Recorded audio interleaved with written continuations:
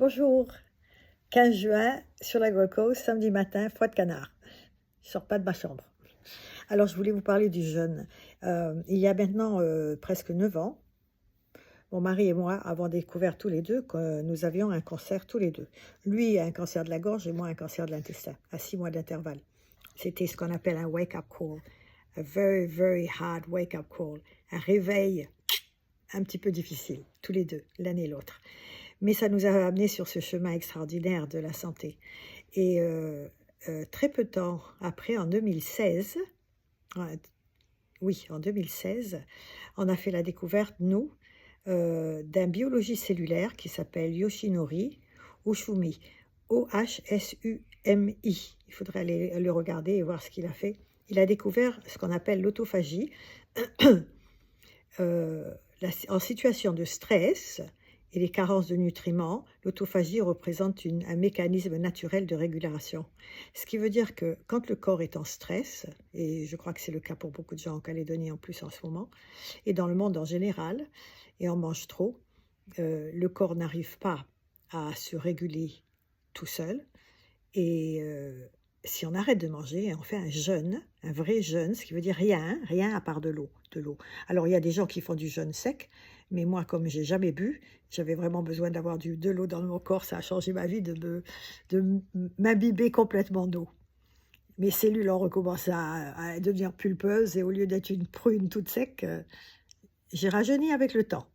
Encore une autre chose, on peut rajeunir en faisant du jeûne. Et alors, en faisant ce jeûne, on a découvert que l'autophagie a un certain stade, au bout de 15 heures.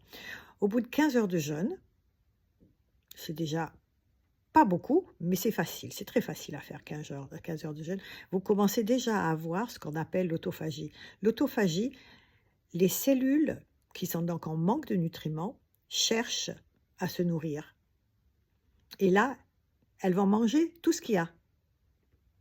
Et en mangeant tout ce qu'il y a, c'est extraordinaire parce qu'elles arrivent effectivement à débarrasser le corps de toutes les mauvaises choses qui sont dans le corps.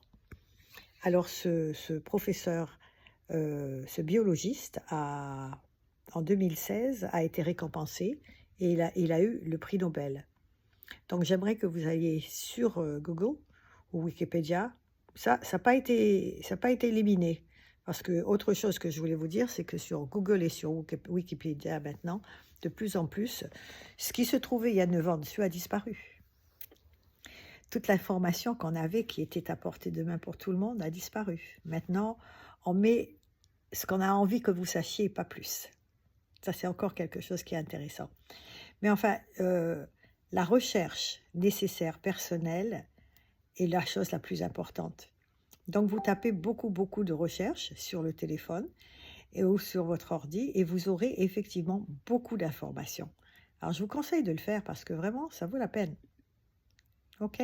Alors, essayez le jeûne, mangez rien du tout, commencez par 15 heures et le lendemain, essayez de le refaire et faites ça pendant quelques jours. Et quand vous vous sentez sûr de vous, arrêtez 24 heures. Buvez beaucoup d'eau. Respirez bien. Et petit à petit, vous vous rendrez compte que moins on mange, mieux on se sent. Et mieux le corps se sent et plus on rajeunit avec le temps. Je regardais des photos d'il y a 10 ans, avec un cancer, avec l'inflammation, les joues toutes rouges, le nez tout rouge, des plaques rouges partout, l'inflammation. J'ai plus tout ça. Et quand j'en ai, c'est que j'ai fait des écarts de nourriture. J'arrête, je jeûne et tout redevient clair encore. Bonne journée à tous, au revoir.